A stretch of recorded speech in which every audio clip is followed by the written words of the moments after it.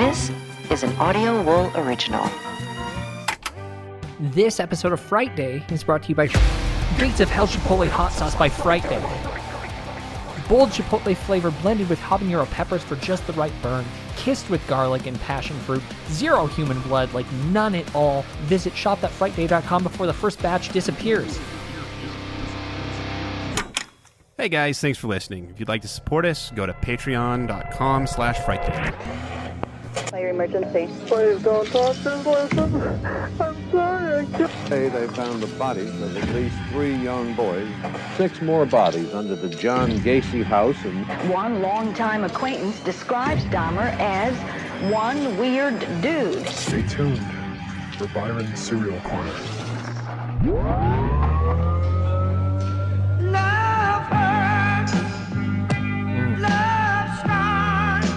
Oh, God, really? See those lighters.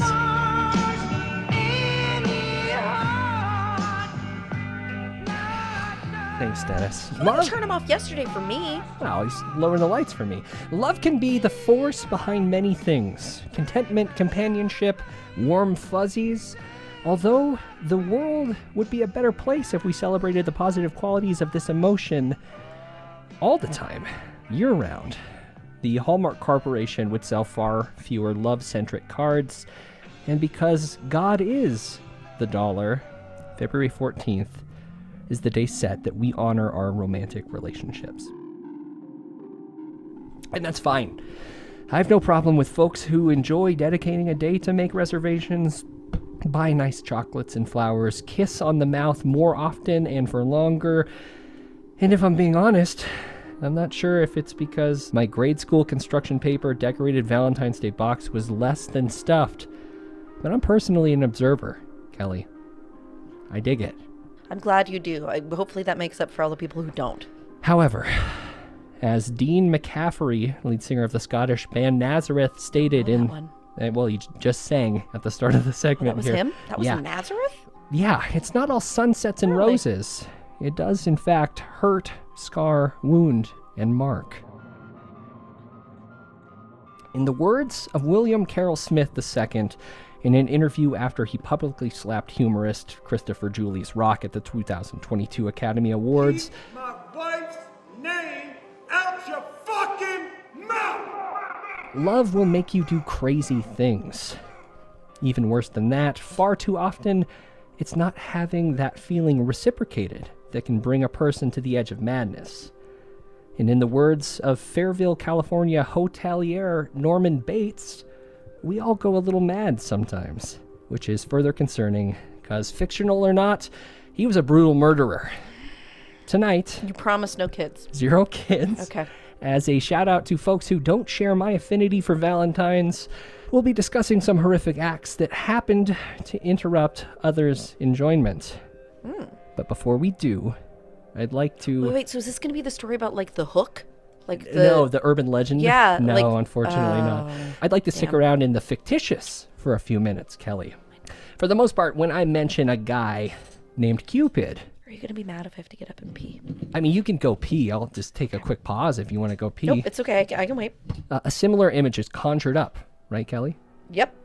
A soft, boyish, pink little guy, short, curly locks of hair, little white Are they feathered guys? wings. Yeah, it's a guy. I looked him up. never- Cupid's a male. I've always thought they were kind of gender neutral. An androgynous little guy with wings, Yeah. I mean, it was just a creature. often drawing back and aiming a bow, arrows sometimes taking the shape of a non-anatomical heart. The tip there. Innocent, slightly mischievous, but well-intentioned, modern mythology has taught us to believe that Cupid's role is to assist unsuspecting lovers in falling for each other, similar to how the Cupid Shuffle causes all aunts at wedding receptions to fall in love with the dance floor. This fella fires off a few fondness darts into the torso of his targets, and just like that, bam, they lock eyes and fall not to the ground mortally wounded, but deeply in love. It's all a little twisted and violent, but unsurprisingly, his roots are far more unsettling. Jesse Buring wrote a great piece in 2014 called The original Cupid was a sociopath in Scientific American. It's a good publication there. Highly recommended reading. This is kind of about the pink washing of Cupid. I came up with that term. It was really good. Pretty proud of it. Okay. It was the Roman writer Lucius Apuleius, who I'm probably not saying that right. I'm not even going to correct you. Who it's a nice name is today. it right? I think it's luscious. Great, thanks, Dennis. Apuleius, he brought Cupid to life in his ancient book of fables called The Golden Ass. Apuleius' Cupid was no winged, naughty toddler, more an impulsive god who rejoiced in causing sexual havoc for all earthly creatures. Even the fearless Apollo refers to Cupid as, quote, serpent dire and fierce, who flies with wings above the starry skies and doth subdue each thing with fiery Freaking flight. love a doth. I should have had you read this. Doth. The gods themselves and powers that seem so wise with mighty love be subject to his might. The rivers black and deadly floods of pain and darkness, EKE, ick, as thal to him remain. To be brief, the mythological tale of Cupid goes something like this. Venus, not the razor company or the planet, they're all kind of related. Roman goddess of love, beauty, desire, sex, and fertility. She's jealous of a mortal girl named Psyche, or Psyche. Probably Psyche. Psyche. Who is... Huh? What? I think it's Psyche. Well, either way, she's more of a babe than Venus herself. How does she compare to a succubus? I don't know. All succubi look different, Kelly. Come on. But I have seen a statue of this goddess Venus, and, even with an occasional missing limb, she's a 10, Kelly. A dime, a smoke show. Interesting. Can't imagine just how beautiful Psyche is. Apparently pretty enough to seek vengeance over. Venus enlists her son, the god of desire, erotic love, attraction, and affection, and more specifically in the Golden Ass, a bringer of misplaced desire. So mother and boy plot to shoot one of Cupid's fearsome poisoned arrows into the young maiden so that she'll forever covet the first disapproving thing she sets her eyes upon, thereby punishing Psyche's, quote, disobedient beauty with a shameful attraction. Quote, I pray thee without delay, says Venus, pleadingly to her son Cupid, that she may fall in love with the most miserable creature living, the most poor, the most crooked, the most vile. Very mean. It is. And there may be none found in all of the world like the wretchedness. So, like a lunatic, of course, Cupid breaks into the young woman's house one night, fully intending to shoot her with an arrow while she's sleeping in her bed. Some pretty deeply fucked up imagery there. But he becomes distracted by her beauty and makes a common true crime whoopsie, Kelly, by accidentally wounding himself on a weapon, pricking his finger on the arrow, which again, unclear if it was heart-shaped.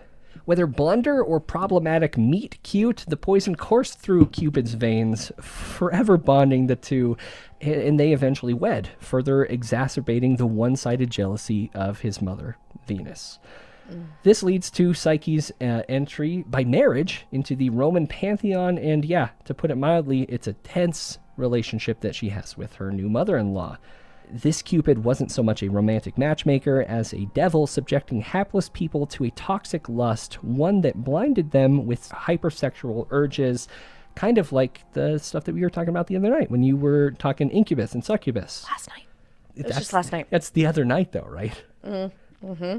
I'm fairly certain that this is just another story told to relieve men from responsibility. I like that you heard that part of what I said. That's good. It's pretty obvious, right? Okay, well, Isn't that what they it's do? good. It's It's kind of good. the whole thing. Sorry, fellas. It would be beneficial to the story if I had more time to talk roots of Valentine's Day, St. Valentine's, etc. But unfortunately, this is all a thicker story. Massacre? Well, I'll get there. Personally, I'd rather not get into detail about it because I find all of that history stuff kind of boring and bad. Okay, you just went through like Greek and Roman history I'm stuff. honestly not done, but I am All going right, to keep be rolling. brief. Let's of course, roll. Much like most holidays we have, it's rooted in, say it with me, folks, Massacre. paganism. Paganism. Close. From a piece by Arnie Seppel. You're looking at me like I have something. Yeah, I'm holding it in my Yep. hand. You can't see it. No, I can't see it. For NPR's Valentine's Day series titled The Dark Origins of Valentine's Day. From February 13th through the 15th, the Romans celebrated the feast of Lupercalia. So in this festival here, the men sacrificed a goat and a dog, then whipped women with the hides of the animals that they just slain. This sounds really fun. They found it kind of romantic. They were drunk. They were naked. The guys did? Well, I don't know. Noel Lenski, though, a religious studies professor at Yale University, went on to say, quote, young women would voluntarily agree and come forward for the men to smash them. Okay. Because they believed that it would make them fertile. Gotta be fertile. Well- If you're not fertile, what are you worth? Clearly. Well, for the ones who hadn't already paired up, they had this event here. Wow. A matchmaking lottery in which young men drew the names of women from a jar. So hold on, just real quickly. You want to back up to the smashing? Well, no, I just want to make sure. We started this out by you saying that you were going to be defending Valentine's Day because you actually kind of like it, right? Okay, just making sure. It wasn't really the intention. The intention was to... Okay, what so this did is supposed to be pro V-Day. I don't know if it's pro V-Day. This is for the folks who don't like it. Clearly. Uh-huh. Yeah. So listen, they pulled the names out of a jar, and the partnership would remain for the duration of the festival, or longer if the match was right. Wow. It seems okay, right? Sure, it seems great. It's really hard to determine consent in the old times. I feel like consent has always been a thing that you could determine. Had you any interest in determining Well, it? I don't know. I mean, they do say that it seems like they're willingly lining up to be smashed by the dead dog skins. You know what? We could draw a parallel to Weinstein. Okay, we don't have to, though. Nope. Okay. You just keep going. Once it's the... Would you like a shovel? No, I'm fine. I'm not defending anyone. Especially not the Catholics, Kelly, because once they get a hold of this holiday, my eyes glaze over. It's boring. I don't like it. Okay. The Catholic Church recognizes at least 3 and upwards of 23 different saints named Valentine or Valentinus, with at least 12 of them who were martyred. Okay. One legend states there was a Valentine who was a priest that served during the 3rd century in Rome when Emperor Claudius II decided that single men made better soldiers than guys with wives and families. He outlawed marriage for young men. Okay. Valentine thought this was kind of fucked up, so he defied Claudius and continued to perform marriages for young lovers in secret. It's kind of sweet. That's nice. It's very what do you got to say romantic. about that? Or it sounds a little bit like the priest in Romeo and Juliet. I'm unfamiliar. Talking about the 1990s version? Talking about the play. Okay, I'll talk about Shakespeare and plays in a little bit. When Valentine's actions were discovered, Claudius ordered that this man, Valentine, should be put to death. Still others insist it was St. Valentine of Terni, a bishop, who was the true namesake of the holiday. He, too, was beheaded by Claudius II outside Rome. This guy loves chopping off a head. Yeah, I mean, as long as he's kind of universal in the way he applies Kings it, do it. Okay. They do. All right. According to one legend, a locked-up Valentine actually sent the first Valentine, Kelly, after falling in love with a young girl, possibly... How young? I don't know. Okay. Possibly his jailer's daughter, who had been visiting him during his time behind bars. It's alleged he wrote her a letter, and he ended it with, "From your Valentine," before his execution, of course. Okay. That's kind of sweet. And I still need to know the age before I think it's sweet. Okay, but it took go off ahead. and it stuck. But in the end, because its origins weren't able to be determined, the Roman Catholic Church actually removed the celebration from their calendars in, guess what year? 666. 1969. Whoa. Yeah, very recently, if you consider all of that. You can, however, still visit the flower-adorned skull of a Saint Valentine on display at the Basilica of Saint Maria in Rome. Oh. They got a loose skull of a Valentine there. I've been there a long time ago. Did Don't you check remember it out? anything about the skull. Do you know there's a rumor that there's a real skull on Pirates of the Caribbean? This is all romantic, isn't it, Kelly? Very sweet stuff. The light, funky ones, also known as LFO, beautifully state, "When you take a sip, you buzz like a hornet." Billy Shakespeare wrote a whole bunch of sonnets. And while the first line and most of the lines in their smash hit Summer Girls are borderline nonsensical and not much more than just stating facts, like Macaulay Culkin was in Home Alone and Cherry Pez Cold Crush Rock Studs Boogie, which are all words for things. They're right. Shakespeare did write a whole bunch of sonnets and plays. Oh, you were going with the Shakespeare. It was his there's no way my mouth is going to say Romanticization. Thank you. Of Valentine's that further mainstreamed this importance in popular culture. I appreciate y'all tolerating me setting the stage now for the good, bad parts. Wow, so that was like... Do you know if I wrote a preface that long? Do you know how fucking pissed at me you'd be? What do you think I'm known for, Kelly? Remember I wrote the Jackass intro? I mostly remember the shopping carts intro. Yeah, well, that's part of it, remember? Yep. Let's talk a handful of center February atrocities. February 14th, 1929 would prove to be a really shit day for the members of George Bugs Moran's bootlegging operation. Bugsy Malone? It's Moran. I don't know if it's the same guy. There's lots of Bugs and Bugsies. We really need to talk about Bugsy Malone. Well, we will, Bugsy Kelly. Malone. Stop, please. Gravy on the side. You're really not going to order dinner loudly in the middle of this. I This was goes just out on a podcast. I was just confirming that I heard your gravy request. And then you said, I was just making sure. Who said gravy? I didn't say gravy. This guy said gravy. It's not my request. Al Scarface Capone, the then chief crime lord in Chicago, was ticked by his long-term enemy's success. In 1924, authorities counted around 16 gang-related murders. This brand of slang continued until 1929, reaching a high of 64 murders in 1 year during that time.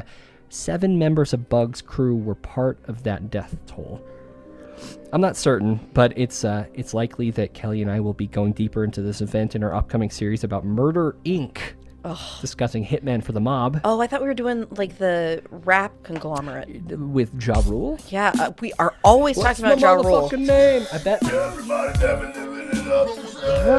Okay, that was Great. really good. He's good. We could do we'll it. have him back for that. Oh my gosh. There's no way we're not going to talk about Ja Rule when we talk about Murder, Inc., but Okay, good. Just talking about a making sure. completely different thing, Hitman Okay. for the Mob. Okay. I'm going to be kind of brief in this retelling of the story.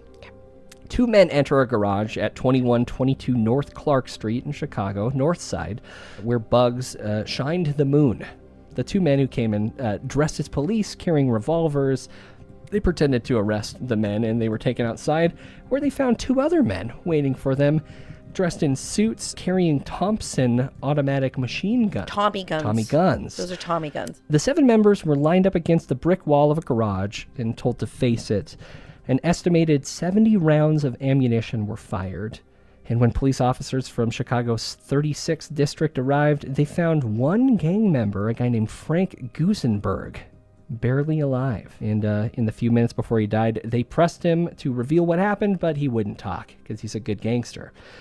Although this event basically wrapped up the elimination of Capone's competition, the St. Valentine's Day Massacre could also be said to have marked the beginning of his downfall.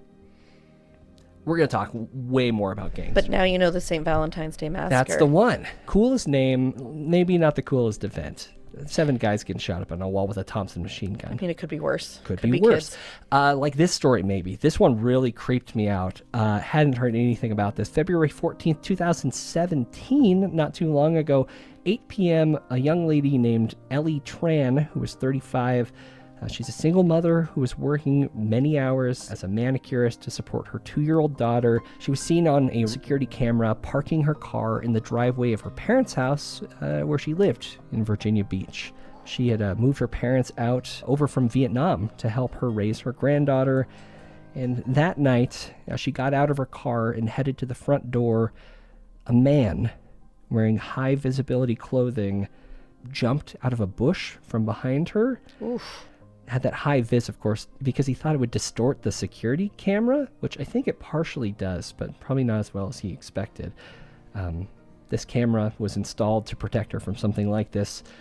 Unfortunately, he attacked her. See, that's the thing about cameras. Like, they will be able to catch whoever did what happened in many cases, but it's not like the camera is going to keep the thing from happening. Unfortunately not. The man plunged an antique syringe into Ellie's upper leg. Antique? Yeah.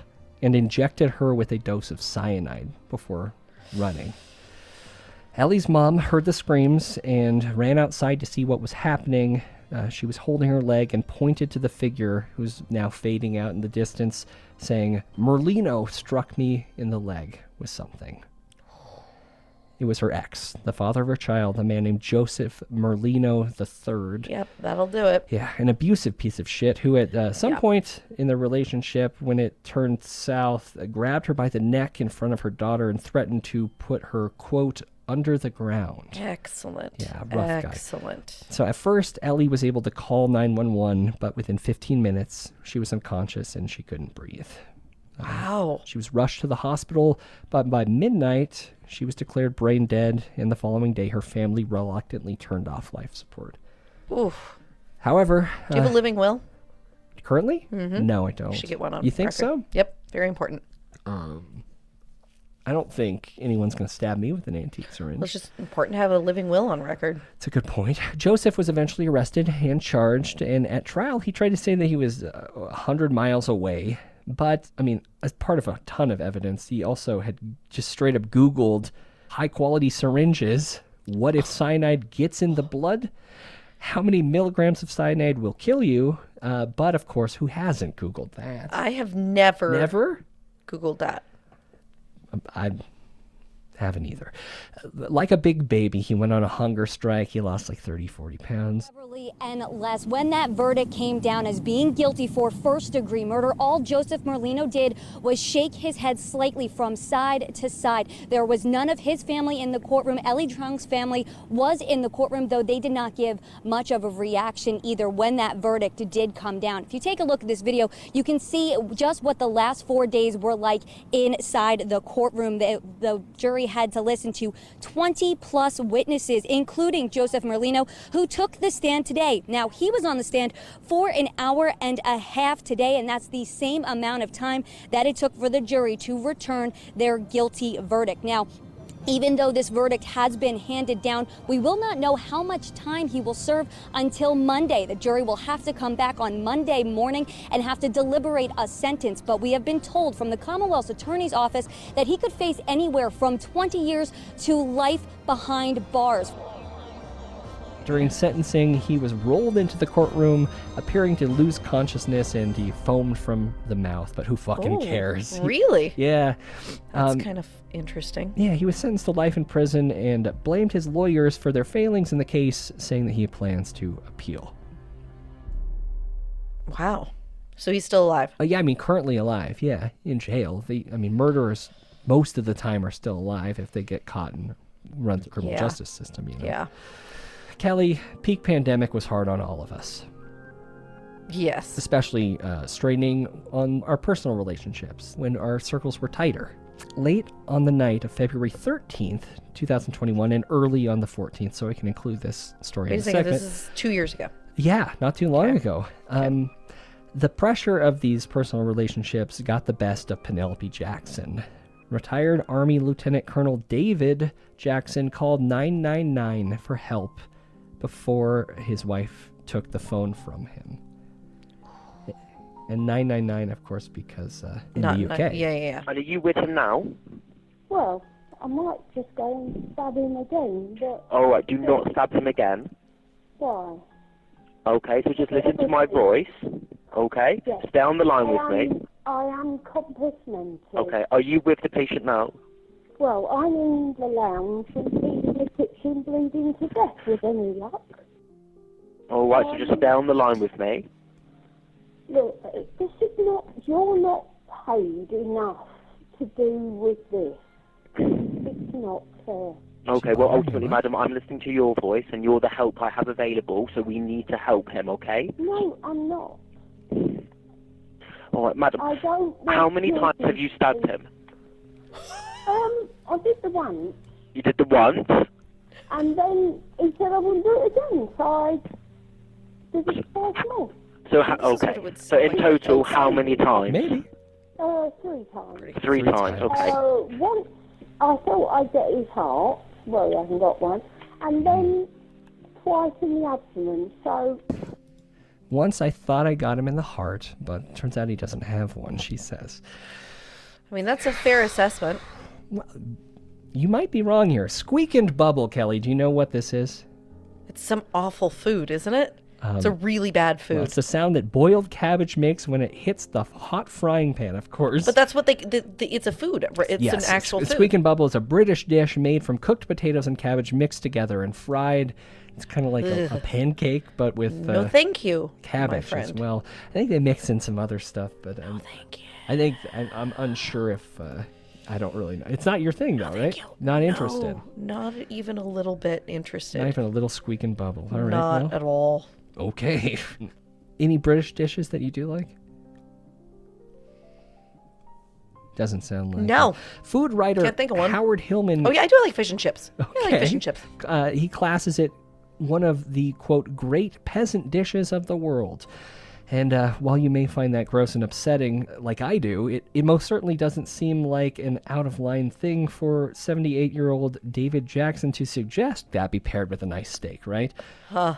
So he was celebrating 24 years of marriage with his wife, and his wife, it was her 66th birthday. Penny disagreed with that suggestion strongly. Yeah, weird. Well, that she would. Calm down. During the pandemic, did you make any digital attempts, Kelly, to eat a meal with your family? Digital? Yeah, like through a screen. Because like early on in the pandemic, my sister No, not delivered really. pizza to me and my parents. We all got together. She's nicer than I am. Watched I it didn't do on anything Zoom, like and I that. know Dennis over here, he made a digital version of the card game Werewolf. Yep. Yeah, that was cool. That was nice. You were trying to get your friends together and I hang just out. made my kids Skype with my parents once in a while. Once in a while. Or Zoom. Did you see your parents? Yeah. Yeah, and then, we saw them eventually, but... Great. Well, Penny and David's daughter, Isabel, wanted to do something special for her folks, especially for her mother, who, as she was turning 66 in lockdown, that would be a difficult and scary thing for anyone. They sent over a gourmet meal kit to prepare and eat over Skype, which is a nice thought and cute. I like it. I think that's fun. Okay. Everything was seemingly fine until the iPad battery died and Isabel lost signal with her parents. Several minutes later, the call resumed, but the mood had shifted. Penny looked as if she'd been crying. David was far in the background, sitting by himself. Was he? He was. Eventually, this now uncomfortable celebratory dinner wrapped up, but the disagreements continued. It came out later that it was likely not the Squeak and Bubble comment, nor a heated argument over iPad chargers that happened off camera, but according to Penny, Kelly, years of controlling and bullying behavior. Yeah, I can believe that given... Well, I would like you to really pump the brakes. And that night, of course, Penny couldn't take it anymore. She fiercely attacked David with a kitchen knife, slashing his chest deeply. He scrambled to the phone, dialing 999 for help, and she continued to stab before taking the phone. The operator's request to start CPR, as you heard, was denied, and eventually the police and ambulance showed up. Hey, madam, do you want to just step outside for me a minute? Can you come outside? Yes. Thank you.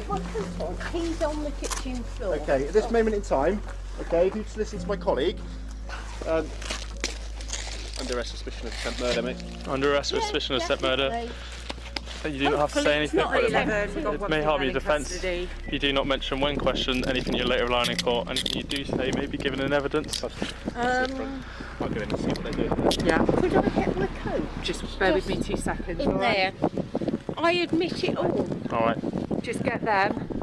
Alright, I want to go in. Alright. No, So- he's on the kitchen floor. Can someone just stay with Devon while I go in? There's nothing nasty, and I'm certainly not. My coat's in the. Yeah, just Ow, wait it's 2 a bit seconds. hot. Alright, you okay? It is. I mean, with this British, it sounds Pretty so much pleasant. more With any dignified. luck, you'll be too late. Right, get the ambulance in. Pronto, we need Oh, CPR. don't. No, please don't. Yeah, we need I the should ambulance have in. stabbed him a bit more. Yes, I stabbed him.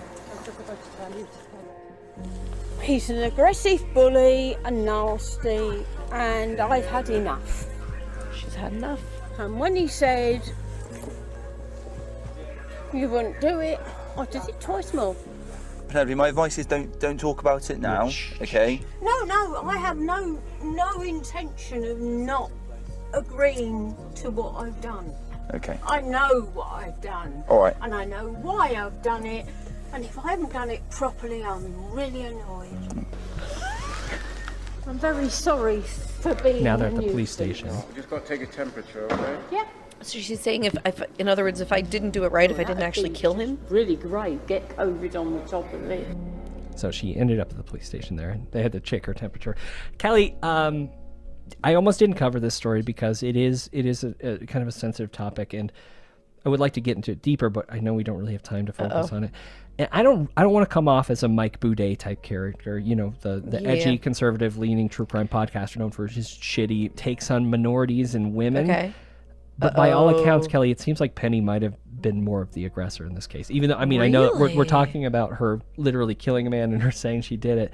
I think she's a sociopath. I truly do. From everything I've seen, yeah, outwardly it would be easy to be You're saying there's no evidence that he was a bully. Well, I have some evidence that she's the bully, a little bit. And this is just a small example. There's lots more. I'm keeping an open mind, okay? David was in a happy marriage with a woman who loved him, and she said that she loved him even after he left her, and to this day. David did start having an affair with Penny, and although David expressed that he only had no interest beyond just that physical intimacy that they were sharing, she forced him to tell his wife and to leave, and he did that. And then Penny told her husband about David. This was her third husband, and that man killed himself. Yeah. It wasn't uncommon for her to either threaten to take her own life or to tell men to take their lives. Whoa. So you're telling me she's like, oh, now I'm forgetting it. The bride in the haunted mansion, but I can't remember her name at the moment. I've never been on the ride, but it's complicated, especially since, you know, David is dead. This night, though, like I said, I mentioned the threatening to take lives or telling people to kill themselves. On trial, she said that she was planning on cutting her wrists, but decided to take that knife, and she asked herself, why should I be the one to die? The things she said about David were like that he wouldn't let her watch her TV shows that she liked. She had to get groceries. Okay, but like maybe those were just like examples that she was coming up with. No, like, this is her strategy. And things do build, Katrina. I totally agree understand with you. that, but I've listened to a lot of audio about this case, and that's mean, why it's so a lot hard more to than I have. cover I have to in give you this that. in this small period of time. Not trying to boudet the situation, but you're telling us to let's trust not you. root for Penny. I don't think Penny's a good woman, and in fact, she was convicted for murder in October. And she's in jail now, minimum of 18 years to life. Interesting. Yeah, the Bristol Crown Court judge said that she has shown, quote, not a shred of remorse for killing this, her fourth husband. Whoa. Tough tale. Okay. But then there's the folks, and this is our last story for tonight, who can't stand seeing other people happy. Oh, like FOMO murderers? Well, kinda. This is someone y'all might be familiar with, whose name doesn't need to be said any more than it already has. The Stoneman Douglas high school shooter. The guy who murdered 17 people, injured 17 others. I watched a bit of his trial last year, but I didn't discover this moment until researching for the segment. Oh, okay.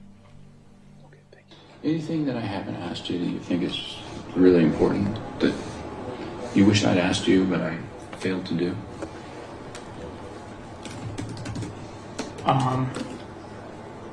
Do you think would be really important for me to know? Let me think.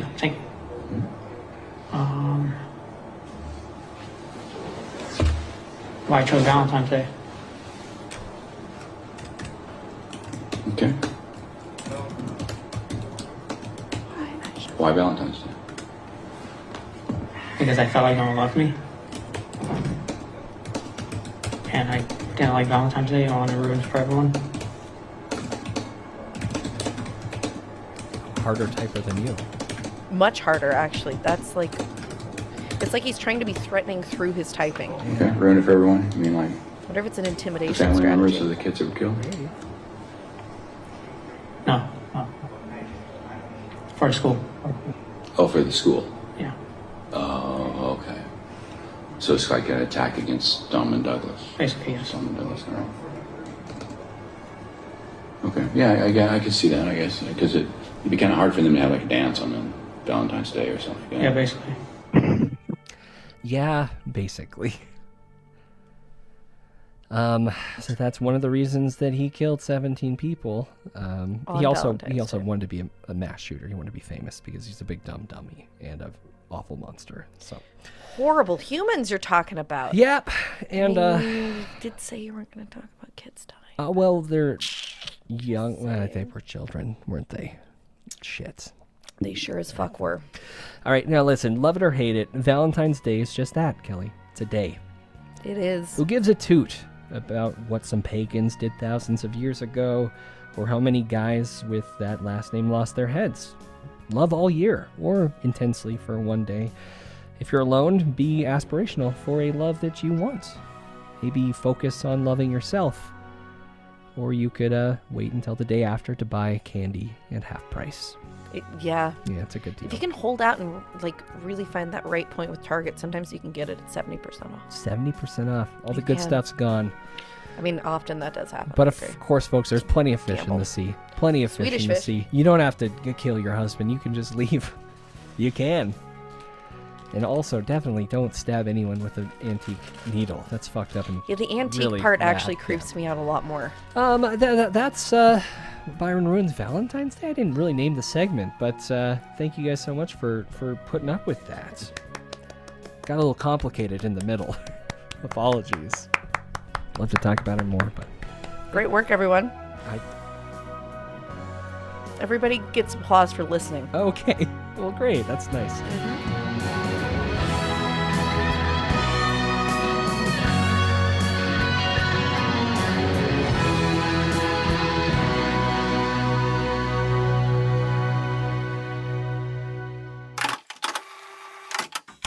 You've been listening to an Audio Wool original, produced by Byron McKoy, theme music provided by Cemeteries. For more programs like this, visit audiowool.co.